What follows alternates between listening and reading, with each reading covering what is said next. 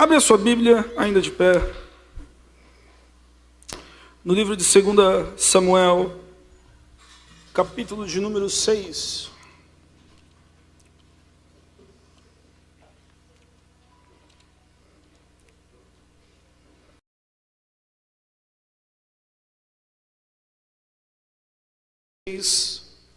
Verso de número... diz assim: De novo Davi reuniu os melhores guerreiros de Israel, 30.000 ao todo. Ele e todos os que acompanhavam partiram para Baal, entusiasmo diante do Senhor, ao som de canções, harpas, liras, tamborins, chocalhos e símbolos. Quando chegaram à eira de Nacon, Uzá esticou o braço e segurou a arca de Deus, porque os bois haviam tropeçado. A ira do Senhor se acendeu contra Uzá por esse ato de irreverência. Por isso, Deus o feriu e ele morreu ali mesmo, ao lado da arca de Deus. Davi ficou irado porque o Senhor havia atacado Uzá. Até hoje aquele lugar é chamado de Perez Uzá. Naquele dia Davi teve medo do Senhor e se perguntou: como a arca do Senhor chegará até a mim? O Senhor para ficar com ele na cidade de Davi. Em vez disso levou para a casa de Obed-edom, o giteu. A arca do Senhor ficou na casa de Obed-edom, o giteu, por 3 meses. E o Senhor o abençoou e a toda a sua família. Disse ao rei Davi: o Senhor tem abençoado a família de Obed-edom e tudo o que ele possui por causa da arca de Deus. Então Davi, com grande festa, foi até a casa de Obed-edom e ordenou que levasse a arca de Deus para a cidade de Davi. Quando os que carregavam a arca do Senhor davam 6 passos, eles sacrificavam um boi e um novilho gordo. Amém? Feche seus olhos por um momento. Pai, nós queremos ouvir a sua voz nessa manhã. Senhor, estamos aqui para isso. Não porque merecemos, mas porque precisamos. Senhor, que o teu grande amor, a tua graça e a tua misericórdia encha este lugar agora. Senhor, nós queremos sentir a tua Shekinah, Senhor. Senhor, o teu poder até o homem não conseguir nem ficar de pé. Senhor, algo grande está para acontecer hoje, nós já podemos sentir. Nós já sentimos a tua presença no meio dos louvores. Nós sentimos a tua presença no meio da dança. Nós sentimos a tua presença na abertura desse culto e na oferta. Mas, Pai, agora nós queremos ouvir a tua voz. Porque nós sabemos que o Senhor está aqui e o Senhor não sai de um lugar sem falar antes. Senhor, nós queremos te ouvir agora. É o que eu te peço no nome de Jesus. Quem acredita diz amém. Se sente glorificando o santo nome de Jesus?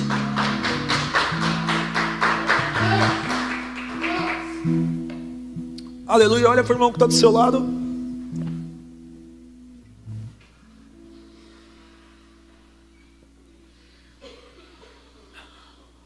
Diz para ele, fala: meu irmão, hoje. Não, fala com fé, irmão. Não, você acordou agora. Calma, já despreguiçou? Vamos fazer um ato profético agora? Levante sua mão direita. Está entrelaçados. Levanta lá em cima. Fala: sai preguiça. Ato profético. Agora olha para o irmão que está do seu lado e fala: meu irmão, hoje eu vim para cair. da glória de Deus. Eu falo porque eu vim para isso, querido. Ontem nós estávamos voltando, retornando. Ontem nós tivemos um encontro com Deus. Eu quero agradecer publicamente o nosso irmão Anderson, mais conhecido, vulgo Barba do Sinhá. E e o nosso irmão Felipe. Não dá para falar vulgo o dele, porque vulgo calça agarradinha. Deus é justo, mas a calça do Felipe. Por terem ido ontem comigo e a gente, além de sentir a glória de Deus, a gente deu muita risada junto. Irmão, nós secamos uma garrafa de 1,5 litro de café. Eu acho que não deu 15 minutos. Não deu. Eu acho que não deu nem isso. A gente sentou e foi para tomar café, irmão. A gente saiu de casa, andou 60 quilômetros para tomar café. Não tinha café em casa. Mas foi uma bênção, Deus abençoe a vida deles. E ontem nós estávamos lá ministrando sobre paternidade e acabou a ministração e o Senhor já começou a falar comigo sobre essa manhã. E eu falei para o Senhor, eu falei, Senhor, eu quero sentir que o ambiente está diferente. Eu quero sentir a Tua glória. Sabe por quê, querido? Muitas das vezes nós aprendemos a fazer igreja, aprendemos a dirigir culto, aprendemos a fazer louvor, mas, na verdade, particularmente, eu sinto falta de quando nós não sabíamos. Porque, às vezes, a ausência de capacidade torna mais notada a dependência da presença. Porque o medo de que as coisas não saiam bem feitas faz a gente abaixar para sentir a presença de Deus. Quando nós vamos melhorando a qualidade das coisas, parece que o espiritual vai deixando de acontecer. A gente vai ficando muito certinho. E eu falei para Deus, eu falei, Senhor, eu quero algo diferente. E o Senhor já tinha ministrado dentro do meu coração desde quinta-feira e perguntado algo. E a gente até conversou aqui no ensaio, no momento do louvor, que o que nós trazemos, o que nós carregamos. Porque às vezes a gente está tão cheio de problema, de dor de cabeça, de frustração por aquilo que não está acontecendo, de preocupação por aquilo que não está acontecendo, preocupação com a nossa família. Às vezes é uma doença que entra dentro do nosso lar, e a gente está vendo algumas doenças de um tempo para cá, de alguns anos para cá, algumas pestes, que parece que pega um, pega todos. A gente veio de Covid e veio de um medo gigantesco, né? de pegar, porque a gente não sabia o que era. Agora a gente está numa leva aí de dengue, que é natural, porque se um pegou, o mosquito está ali, mais vai pegar. Isso vai acontecer. E qual vai ser a próxima doença? Né? Do jeito que as coisas estão indo, eu não acredito que essa foi a última pandemia que a gente vai viver. Vai ter outras. E a gente está com tanta essa preocupação, e a preocupação com a instabilidade do nosso país financeira. Quando você fala de dinheiro, querido, todo mundo parece que está sem dinheiro, não tem mais dinheiro na praça, ninguém mais está conseguindo vender bem, ninguém está conseguindo comprar bem, ninguém está conseguindo fazer normal. Não existe um ramo que não seja atingido, não existe nada que parece que tudo está ruim. E a gente vem carregando tanto isso durante a semana, que chega a ser quase impossível a gente entregar um culto no domingo.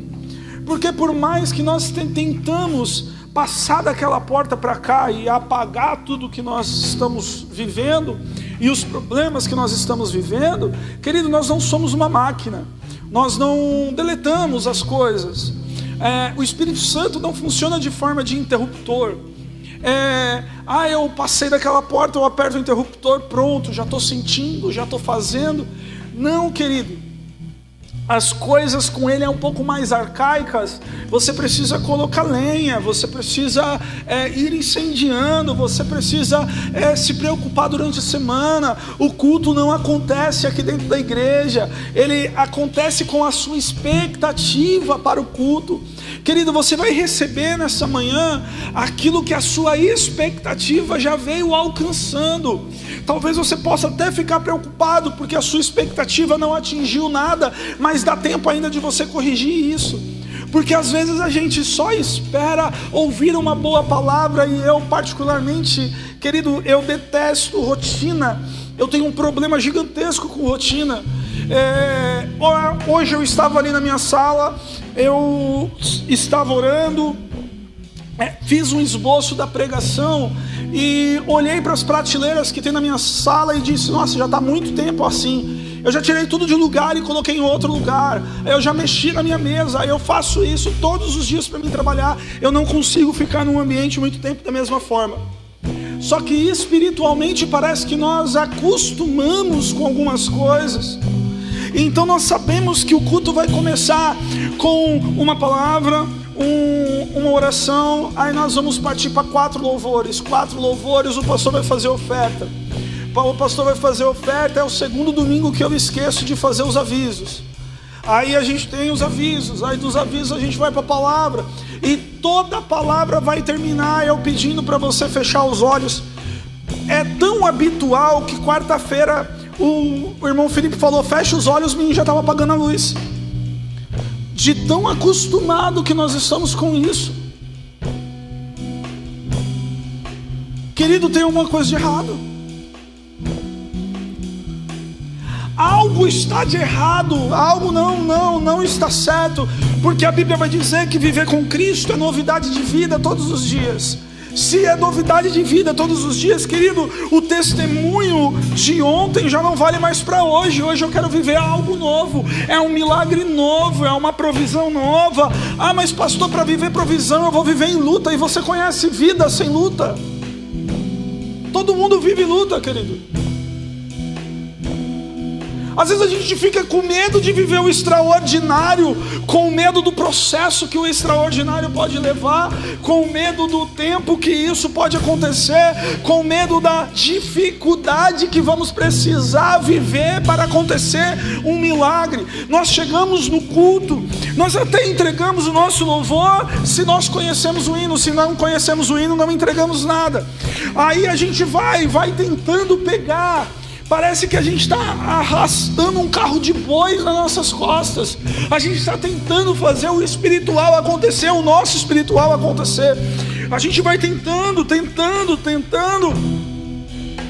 Aí chega na hora da palavra, parece que nós precisamos ouvir um gatilho para a coisa começar. Paulo vai falar sobre isso. Nos nossos tempos, nos nossos dias, existiriam mentes cauterizadas, mentes cicatrizadas para o evangelho. Não ouvem mais nada, não aceitam mais nada, não mudam mais em nada, porque já se cauterizou. E a gente tem uma dificuldade gigantesca, porque a maior luta, quando nós falamos de mundo espiritual, não está lá fora. Lá fora você vai ver o demônio da prostituição, do vício, você vai ver a miséria correndo, e aqui dentro tem um demônio que trabalha muito pior do que todos esses, que é a religiosidade. Nós acostumamos a fazer culto, nós acostumamos a tudo. E aí eu te pergunto, nesse dia, como que você chegou aqui com o seu vaso?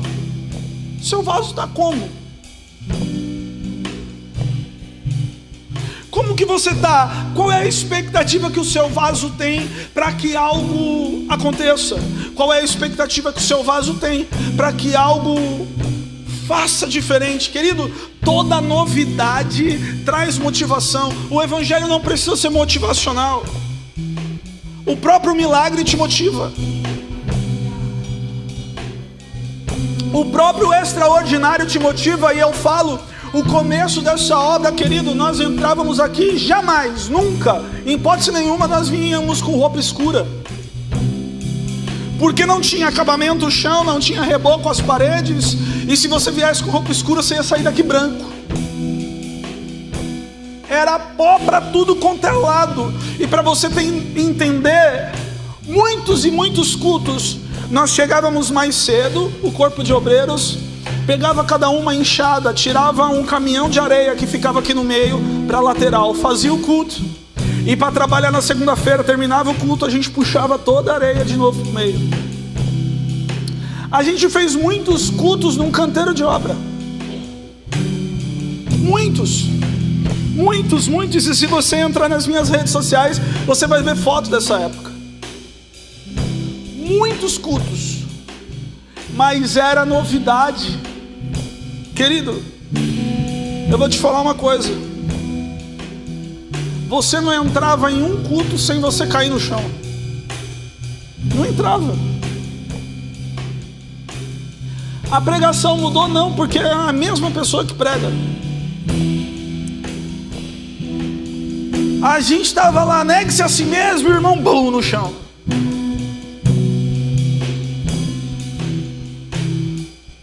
Porque toda novidade traz ânimo. Mas toda novidade, ela passa. Naturalmente. Todo ministério acontece isso. E você que vai ser pastor aprende.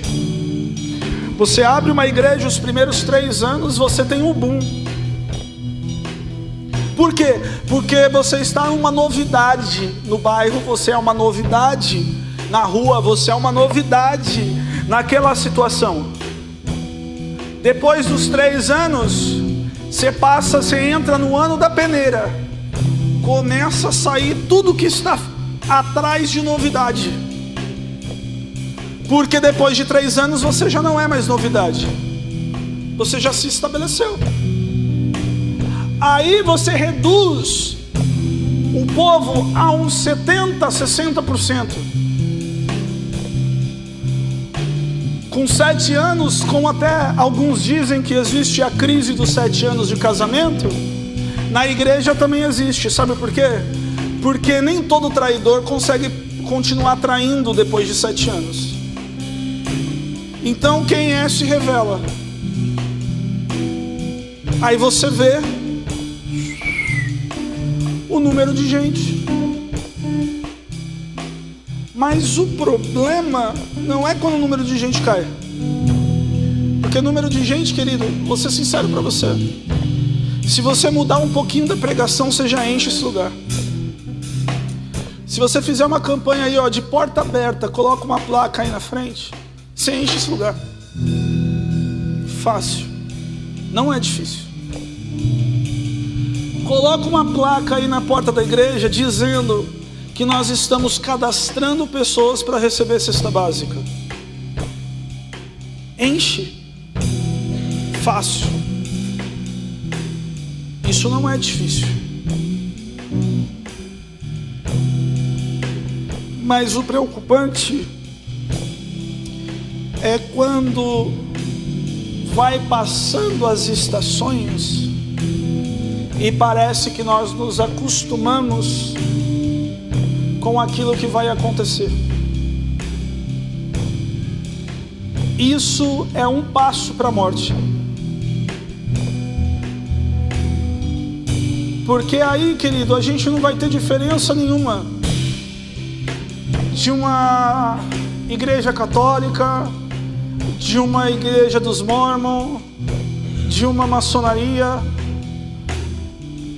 Porque a diferença da igreja evangélica para as outras não é que ela está na verdade.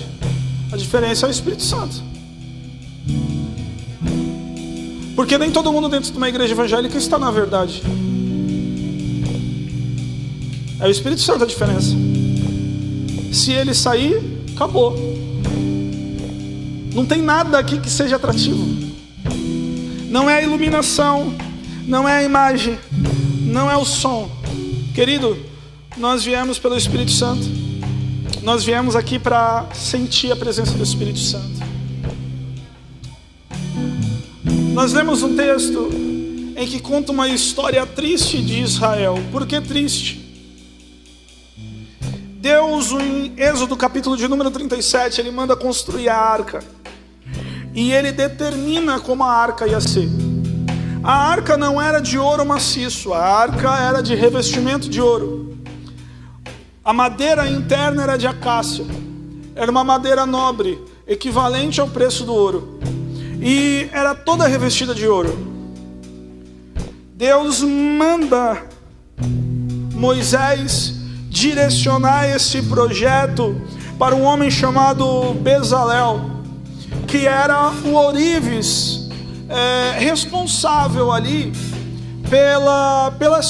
pelos utensílios que Moisés usava.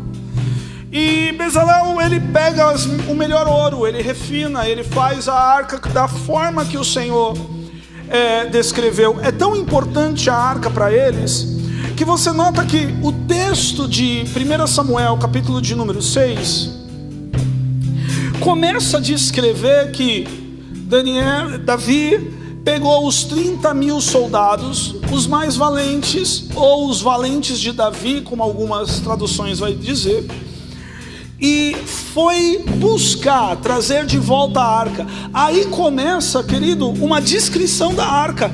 Vamos falar a verdade?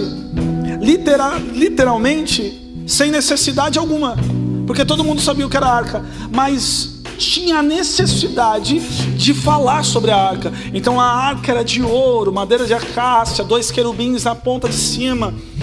E é engraçado que está escrito: e sobre ela se invocava o nome.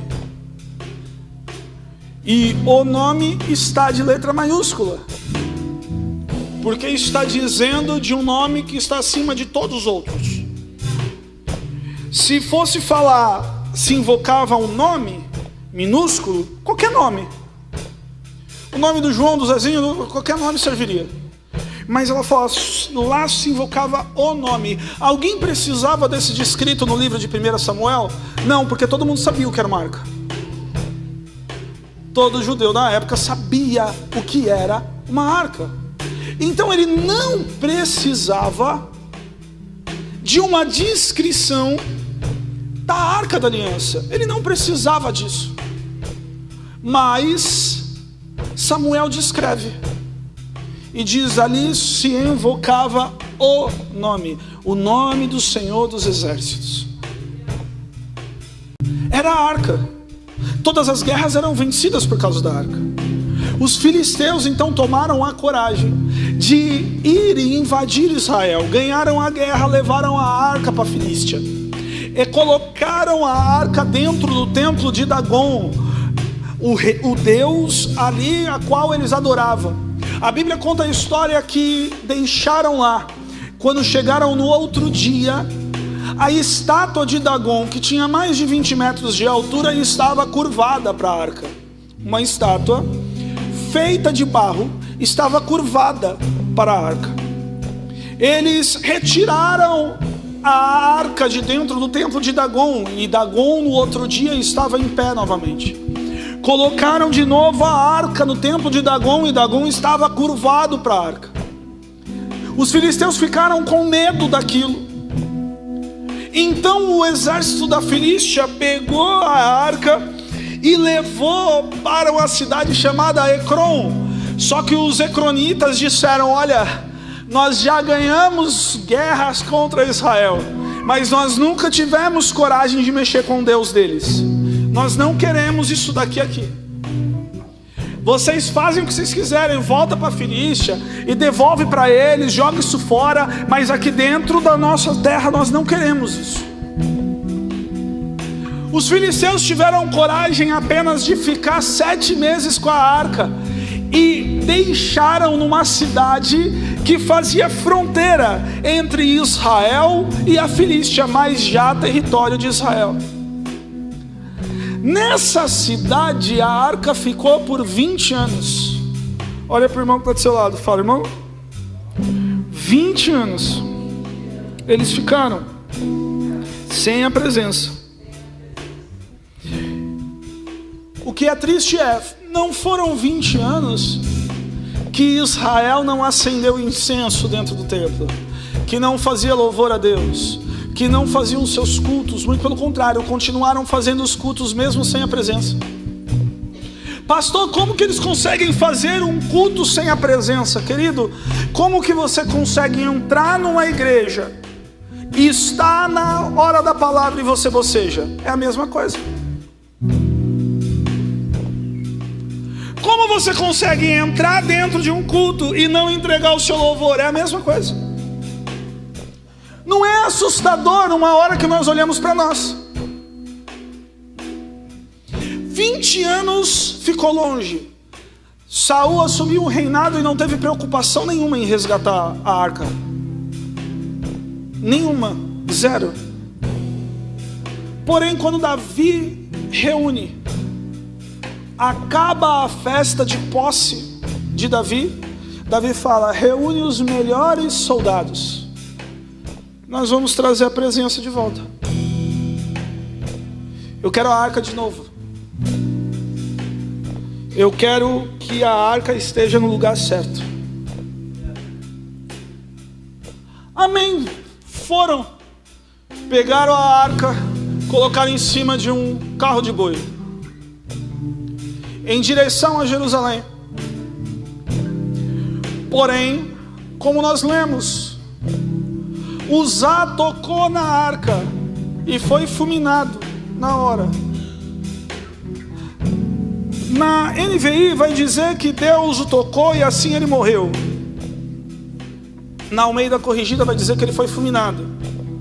A palavra fulminado significa tornar-se pó. Não teve corpo para velar. Uzá morreu na hora. Davi ficou irritado. Sabe por quê? Muito tempo sem a presença, nós nos colocamos como razão de tudo. Nós nos colocamos como nós sabemos de tudo. Nós vamos adquirindo posições e nós achamos que temos o direito de achar ruim com Deus por aquilo que acontece e não acontece. Se a coisa foge do nosso contexto, nós achamos o direito de falar com Deus. Achamos ruim com Ele. E Davi fez isso. A Bíblia diz que Davi decidiu então deixar a arca na casa de Obed-Edom, um levita. Nós não sabemos aonde ficou a arca. A gente sabe que ficou dentro da casa dele. 3 meses. A vida de Obed-Edom mudou. Eles prosperaram como nunca tiveram prosperado antes. Eles enriqueceram como nunca tivessem enriquecido. Davi, sabendo disso, ele disse: eu preciso trazer de volta. Isso precisa estar no centro da nossa terra. Israel precisa voltar a prosperar. Aí ele foi. A Bíblia diz agora com outra consciência. Ele pega a arca, coloca a arca nas costas dos levitas e a cada 6 passos ele matava um novilho, um boi, e sacrificava ao Senhor. Querido, da fronteira de Israel, aonde a arca estava, até Jerusalém, na cidade de Davi, era cerca de 20 quilômetros. 20 quilômetros, quantos passos não são? Quantos bois não foram sacrificados? Quanto tempo isso não levou? Não foi simples, não foi de uma hora para outra, até Davi chegar em Jerusalém. Davi, ele tinha o sentimento de trazer de volta a presença de Deus. Porém, sentimento certo, intenção certa, atitude errada, leva a desastre, a morte.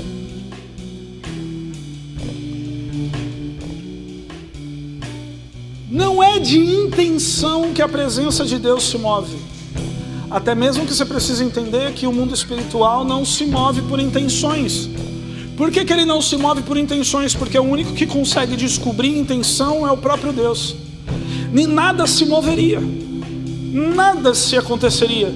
Até mesmo que a Bíblia vai dizer que Ele coloca anjos à nossa disposição para que eles ouvem a nossa ordem e se movem no mundo espiritual, para que as coisas aconteçam. Se o mundo espiritual se movesse por intenção, não existiria profecia, porque profecia é falar, não é intenção. Mas o mundo espiritual, ele se move por palavras. Uzá estava com a intenção certa com as atitudes erradas. Querer trazer a presença de Deus não vai fazer com que ela venha.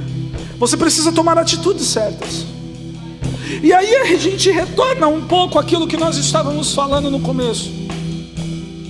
O que você tem carregado faz a diferença daquilo que vai ser a sua vida. Saul carregou a unção de rei, apenas isso. A preocupação de Saul era ser rei de Israel, um bom rei. Saul tinha uma boa imagem, traduzindo, ele era bonito, ele era alto e forte. Saul era um bom guerreiro, a tal ponto que a armadura de Saul era reconhecida em qualquer lugar. Naquela época, os reis iam na batalha, eles tinham que lutar. Saul tinha uma excelente oratória, ele conseguia levar o povo a tudo o que ele queria, ele conseguia conduzir o povo para tudo o que ele queria. Ele tinha o clamor do povo. Ele não foi eleito por Deus, ele foi eleito pela massa. A massa elegeu Saul. O povo queria um rei. E Deus disse: então tá bom, eu vou levantar um rei. O povo disse: não, a gente já sabe quem a gente quer. E assim Saul foi ungido, querido.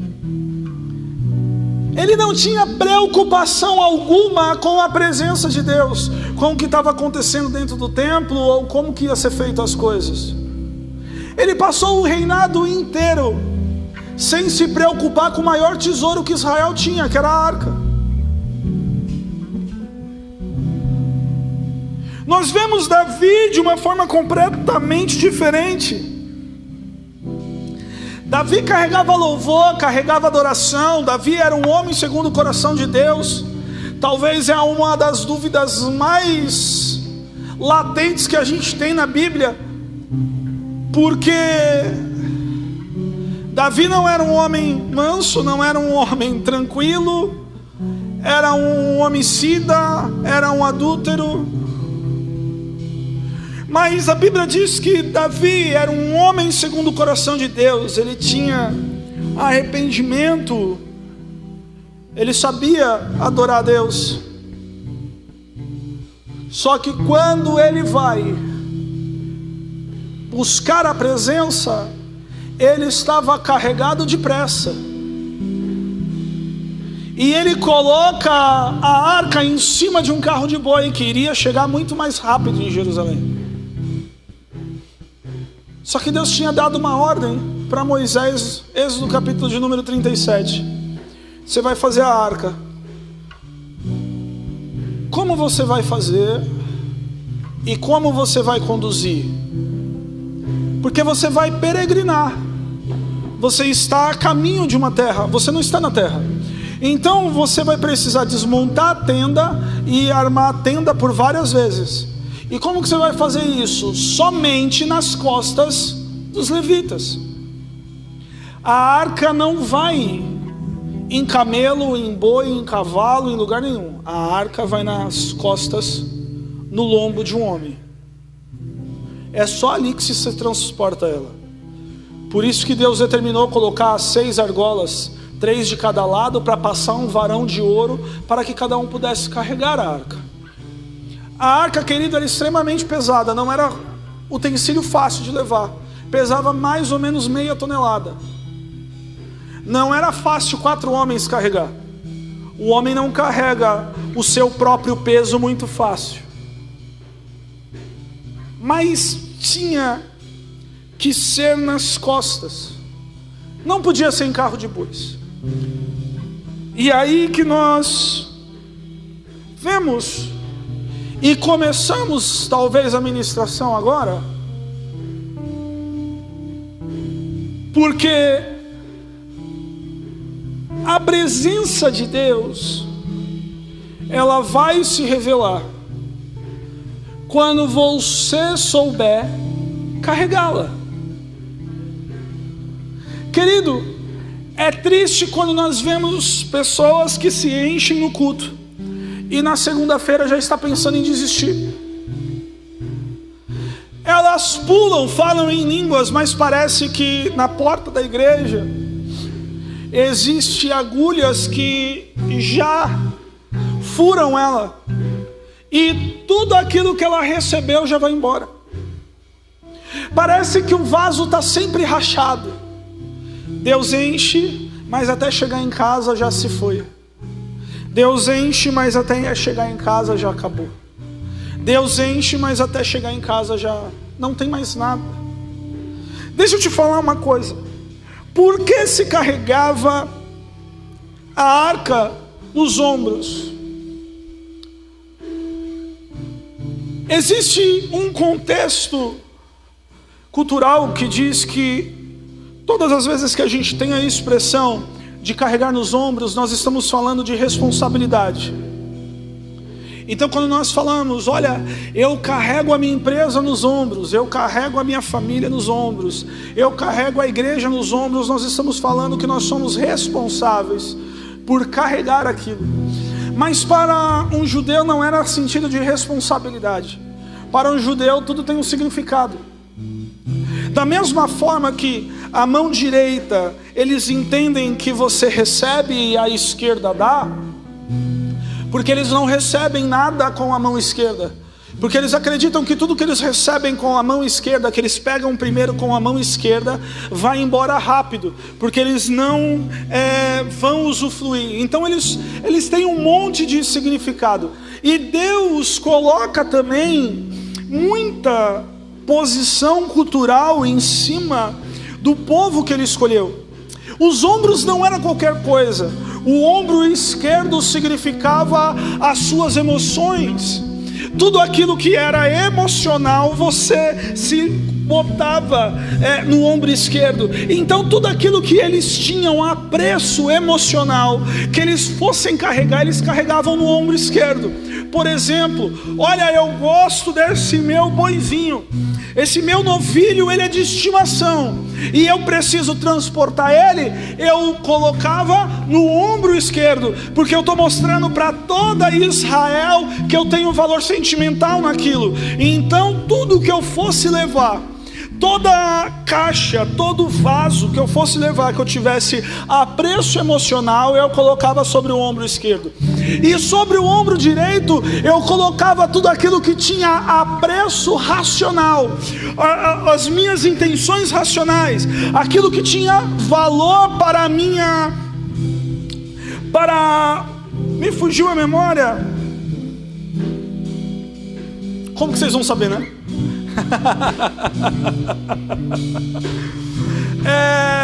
Para o meu sustento, tudo aquilo que tinha valor racional, matemático, tudo aquilo que a minha família necessitava. Porque deixa eu te dizer uma coisa, tem coisas que você gosta que você não precisa, e tem coisas que você precisa e que você não gosta.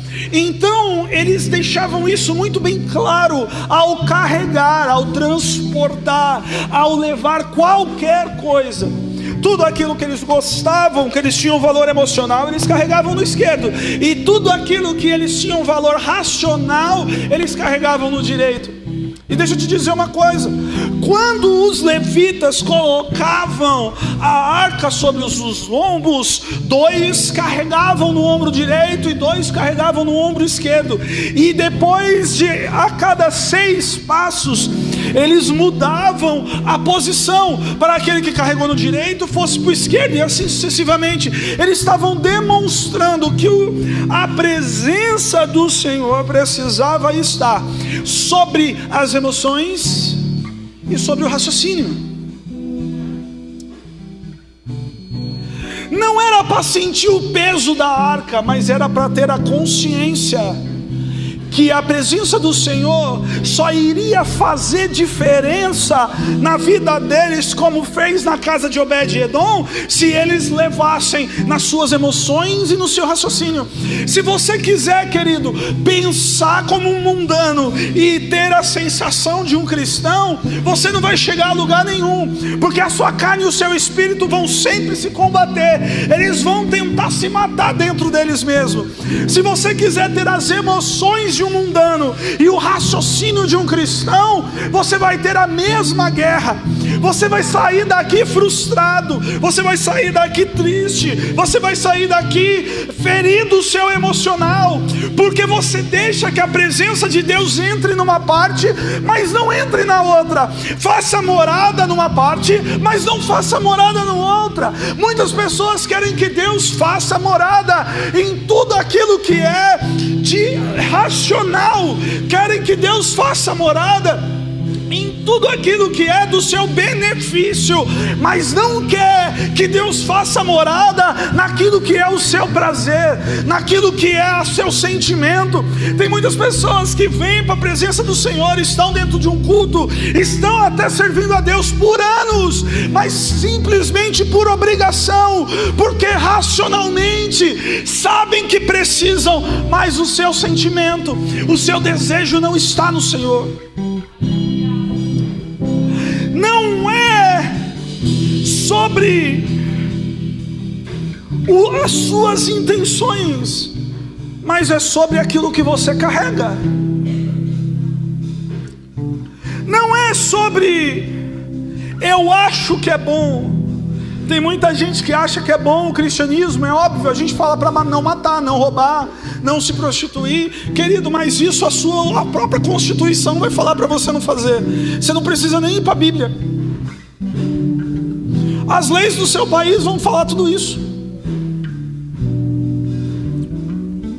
Carregar a presença de Deus com consciência não é carregar em carros de boi, não é de qualquer jeito, não é de qualquer forma, não é quando quer. Querido, um adorador não é adorador quando quer, não é um adorador quando as coisas estão boas. Aquele que serve ao Senhor, ou ele serve ou ele não serve. Não dá para servir mais ou menos e nem servir 2 senhores. Não dá para a sua razão ir em prol ao mundo e as suas emoções ir em prol à igreja. Eu gosto de ir para a igreja, lá eu levanto a mão, lá eu choro, eu me sinto até mais leve. Mas quando sai daqui, tudo que pensa, tudo que age é pecar, é transgredir o nome do Senhor, é iniquidade, é se corromper, é matar. Ei, querido, existem muitos assassinos que nunca derramaram um sangue só com palavra. Não tem como uma coisa está determinada a Deus e a outra coisa está determinada a essa cultura mundana. Não tem como de uma mesma fonte jorrar 2 águas, ou é uma fonte que joga água limpa ou água suja. Um mês eu estou lá em cima, um mês eu carrego a presença, um mês eu canto, um mês eu danço, um mês eu pulo, um mês eu festejo, um mês eu sou a melhor pessoa do mundo. Acontece alguma coisa, pronto, aí agora o meu velho homem saiu, ele sabia nadar, o meu velho homem veio de volta. Querido, deixa eu te dizer uma coisa: se você está vindo para Cristo, mas os seus barcos estão amarrados na praia, volte para a praia, porque lá é o seu lugar, porque é lá que você quer estar. Você não quer seguir a Cristo porque você está pensando e achando que servir a Cristo pode dar alguma coisa de errado, e se der alguma coisa de errado, você tem para onde voltar. Querido, deixa eu te dizer uma coisa: Cristo, ou Ele domina a sua vida por completo, ou Ele não domina nada. Ele não quer metade, um terço, um décimo. Ele não vai ficar esperando. Ai, hoje eu abro 10%, amanhã eu abro 20%, depois de amanhã eu abro 30%. Ou você abre ou você não abre. Satanás age na brecha, Cristo quer a porta aberta. Carregar a presença de Deus não é carregar ela por metade, por completo. Carregar a presença de Deus é ter consciência daquilo que você carrega. Olha para a pessoa que está do seu lado, fala para ela, fala: meu irmão, as suas palavras revelam a presença que você carrega.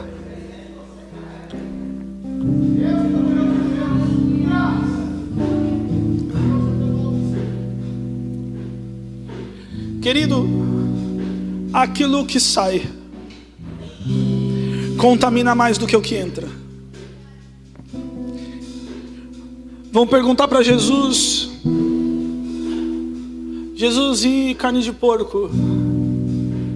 E uma bistequinha? Um pernilzinho com limão pode?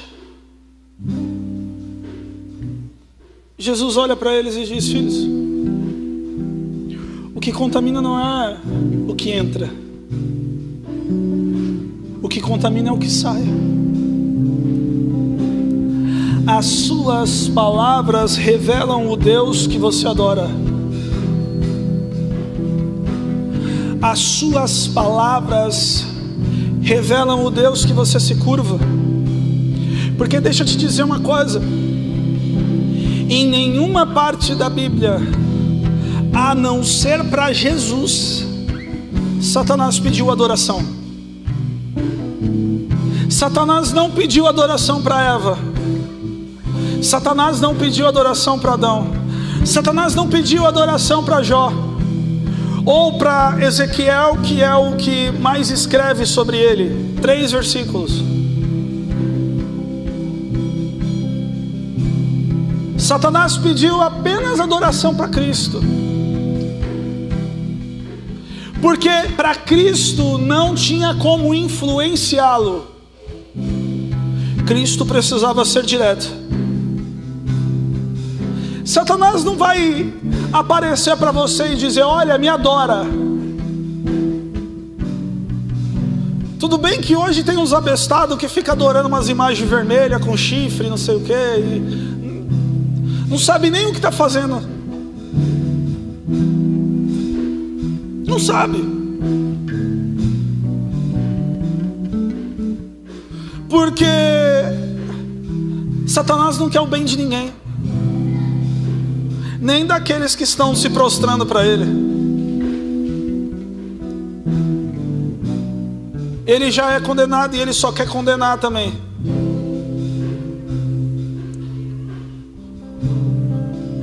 Mas ele nos influencia para roubar a nossa adoração.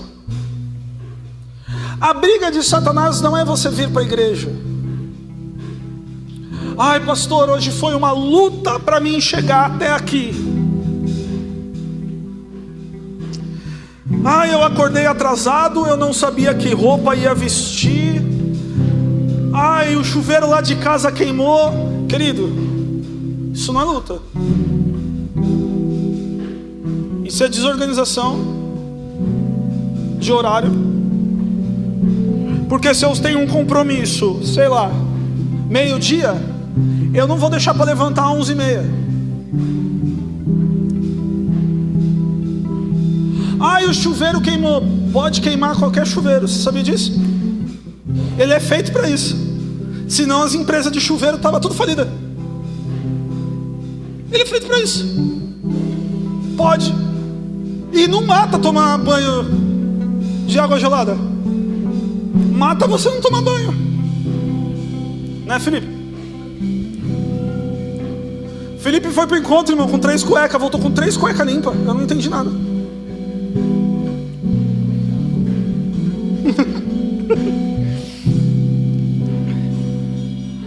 Ah, mas eu não sabia que roupa eu ia vestir. Ô, querido, pelo amor de Deus.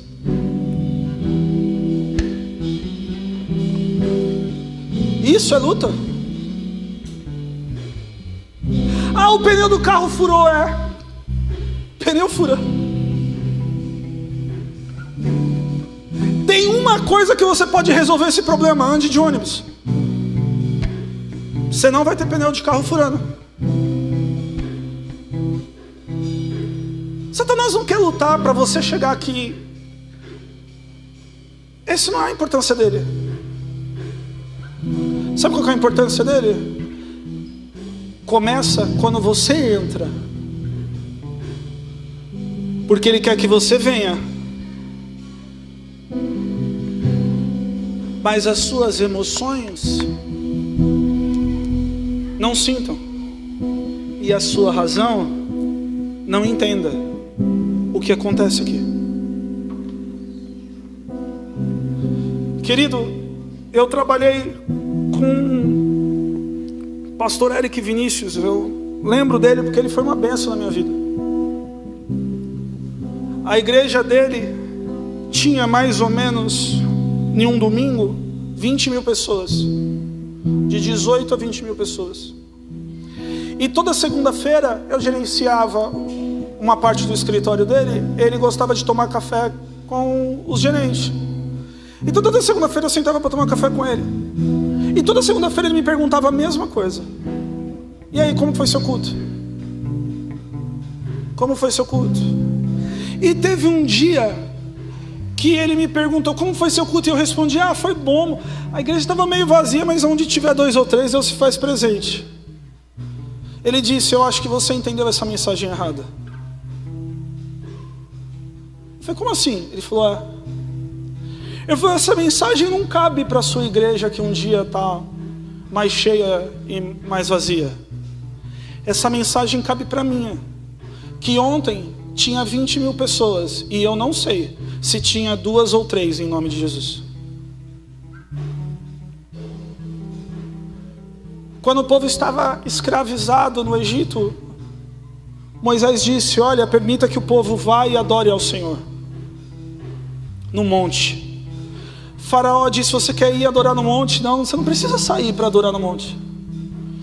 Eu permito que vocês adorem aqui mesmo. Que vocês façam o culto de vocês, não tem problema. Satanás não se importa se você está vindo para a igreja ou não. Ele se importa se você vem e continua ou não escravizado por ele. Porque estar dentro da igreja não significa que você está cultuando. Não significa que você participou de um culto. Não significa que você está carregando a presença do Senhor. Que as suas emoções e a sua razão estão no mesmo lugar. Querido, milagre só acontece quando você consegue dominar o seu corpo, a sua alma e o seu espírito alinhados num único só lugar. Porque a gente sabe que o espírito puxa para um lado só. O espírito, ele quer Deus, ele precisa de Deus, independente da vida que a pessoa leve. A pessoa pode estar no lamaçal, mas o espírito dela está tentando puxar ela para Deus, de qualquer forma. Mas a alma e o corpo nem sempre querem. E falar para você, servir a Deus é fácil? É. O difícil é vencer essa luta.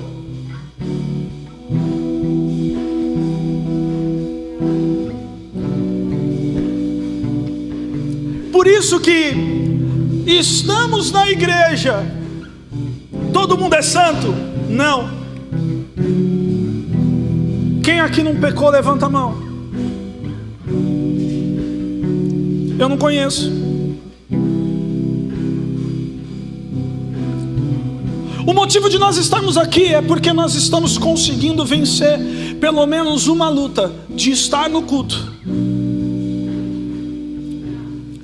Nós estamos no caminho tentando vencer o nossa carne e o nosso espírito para que eles se unam à vontade de Deus. Porque carregar a presença não é a sua mente está pensando no almoço de domingo e o seu emocional está sentindo o Espírito Santo. Você está falando em língua estranha pensando no frango assado. Não, querido, isso não é carregar a presença de Deus. É impossível fazer isso. Carregar a presença de Deus é quando a sua razão e a sua emoção ambos puxam para o mesmo lado do seu espírito. Tudo que é Deus, o seu corpo que é Deus, a sua mente que é Deus, o seu sentimental que é Deus, você precisa sentir, você precisa ver, porque você entende que Ele é suficiente para você.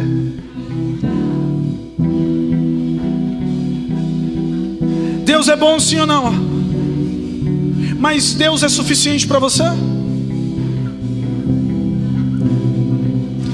Toda vez que eu sei que seguir a Deus é o melhor caminho e eu não sigo, eu estou dizendo que Deus não é suficiente para mim.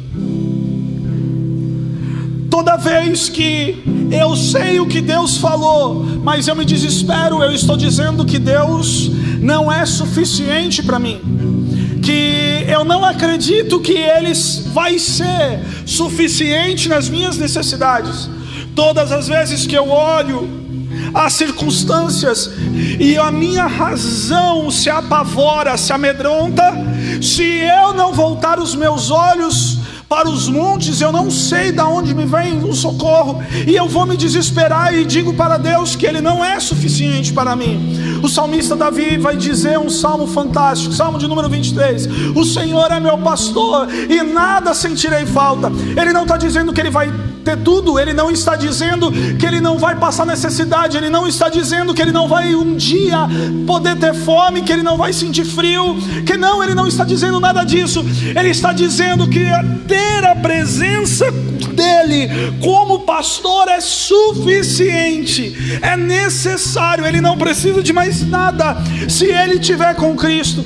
Por isso que no Salmo de número 51, quando Davi erra, Davi vai dizer: Senhor, você pode tirar tudo de mim, tira o palácio, tira o orgulho, tira o ouro, tira as mulheres, tira as concubinas, tira tudo que me traz prazer, mas não tira de mim o teu espírito, porque sem ele eu não vivo, eu não tenho vida sem a tua presença. Carregar a presença de Deus, querido, é saber que nos dias ruins Ele está, e nos dias bons Ele também está. É saber que nos vales Ele está e nos montes Ele também está. Carregar a presença de Deus é mais do que cair, é mais do que falar em língua, é mais do que um arrepio. Querido, carregar a presença de Deus é uma cultura, é um estilo de vida. É você, por isso que eu disse para você, o seu Deus se revela através das suas falas. Se no momento de ira você já desperta o palavrão, as palavras torpes, querido, o seu Deus está sendo revelado. E eu te garanto que Deus, o Deus que nós servimos, Ele não está nesse tipo de palavra.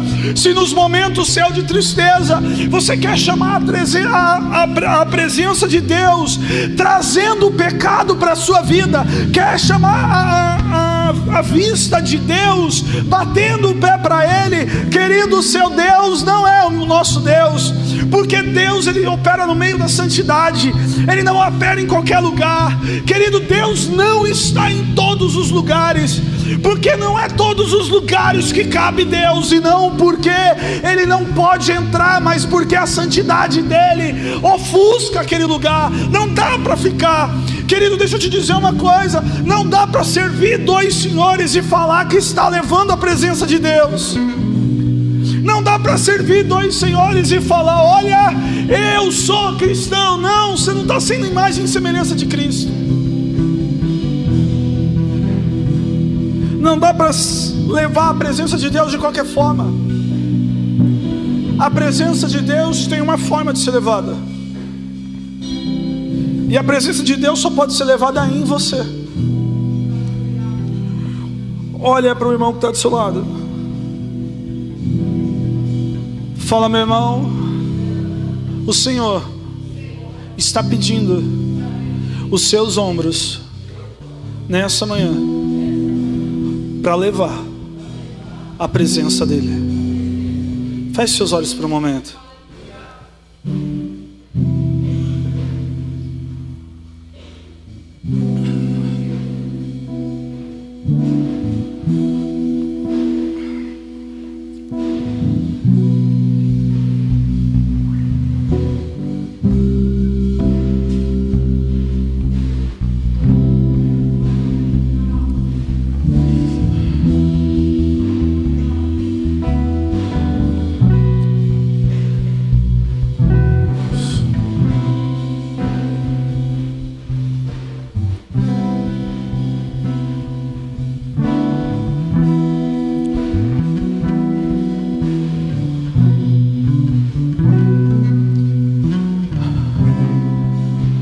Deus quer usar os seus ombros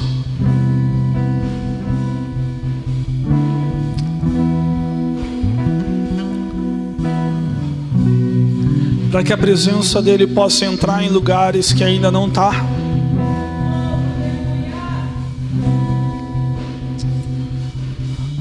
Deus quer usar os seus ombros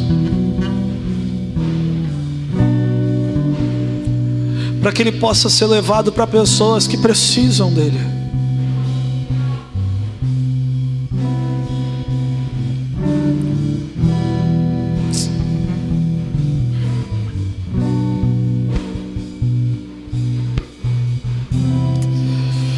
Mas para que isso ocorra é necessário primeiro você reconhecer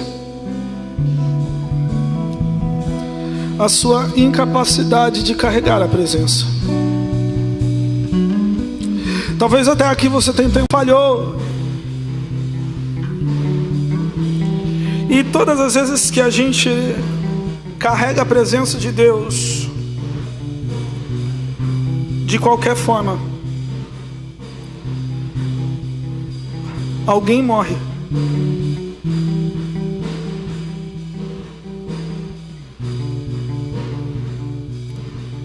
E querido, a gente não pode deixar mais ninguém morrer.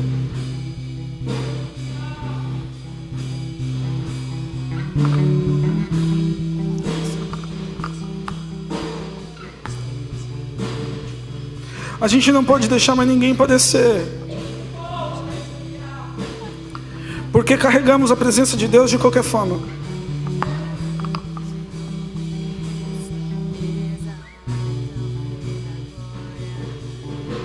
Existe um tempo, e o tempo é hoje, que é necessário que algumas coisas sejam consertadas,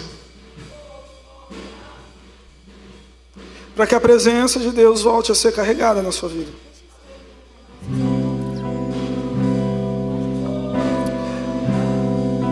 Pastor, mas eu estou na igreja há tantos anos. Querido, sempre existe tempo para se arrepender. Eu tenho certeza que você entendeu toda a ministração. Eu tenho certeza que serviu para você. A palavra do Senhor não volta vazia. Antes ela faz aquilo que ela veio fazer. Então nessa manhã nós queremos orar por você.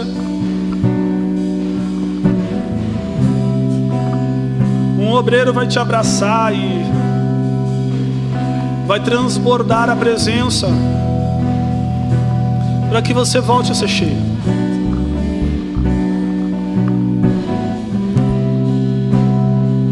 Então você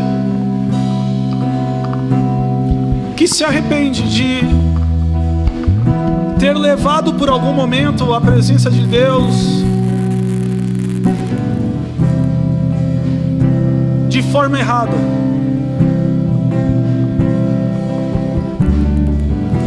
até achou que estava fazendo certo,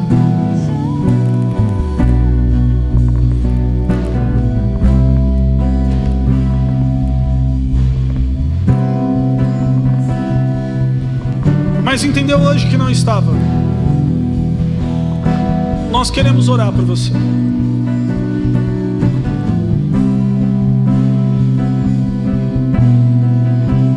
Abre os seus olhos, deixa só os obreiros de olhos abertos, que eles vão precisar trabalhar. Porque não importa pro irmão que está do seu lado se você levou ou não. Importa só para você.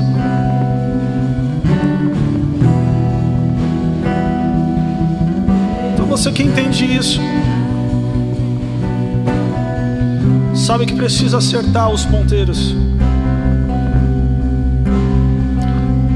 e se arrepende. Não remorso.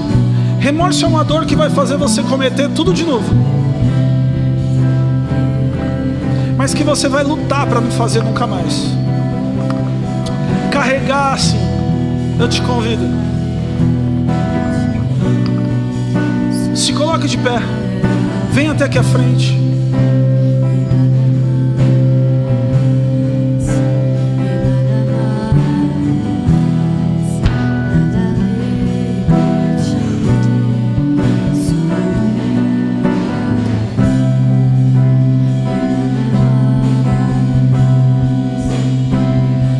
O obreiro vai orar por você,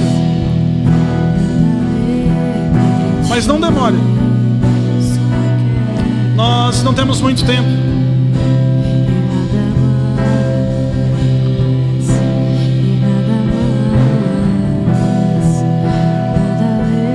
Se você entende que essa decisão precisa ser tomada hoje, vem aqui à frente.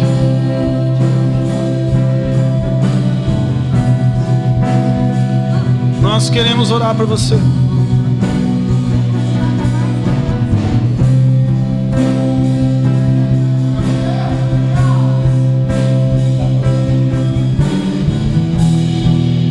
Nada além de ti, só quero a ti e nada mais, e nada mais, nada além. Eu só quero a ti e nada mais, e nada mais, nada além de ti.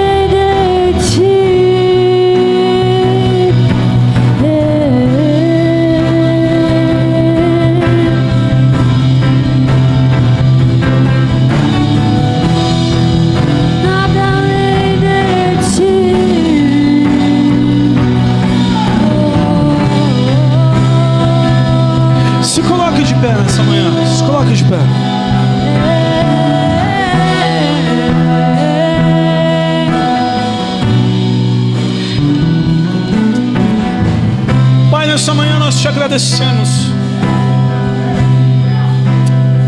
Pela tua presença, Senhor, obrigado. Senhor, que nós saímos daqui com uma nova consciência, um novo entendimento e o arrependimento. Espírito Santo de Deus, obrigado. Obrigado por esse culto.